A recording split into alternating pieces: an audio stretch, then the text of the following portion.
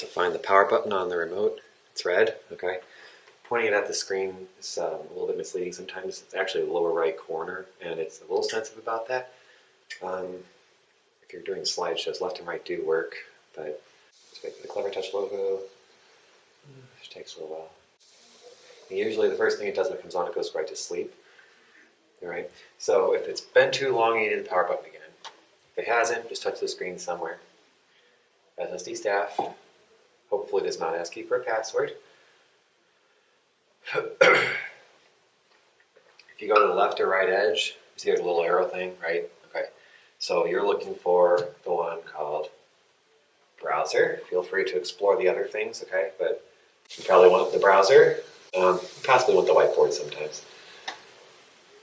Use whatever's most empowering for you when you're subbing. And so you're going to come to this weird screen that's going to say, unless, it gets rewritten later. Right now it says welcome for 10 seconds. And then it says something about timeout. Okay. So you probably just need to hit the ready button.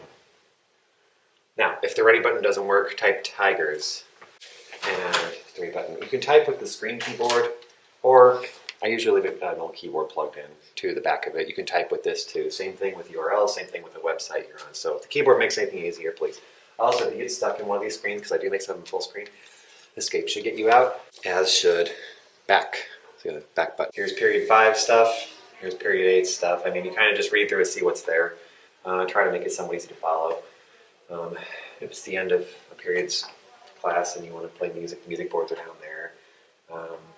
Anyway, another way to get some useful bookmarks, kind of the same as these, just these explain a little more what's going on. Also just go to the bookmarks if you want to do it that way. And most of the same things are on this page. So I hope some of that's useful.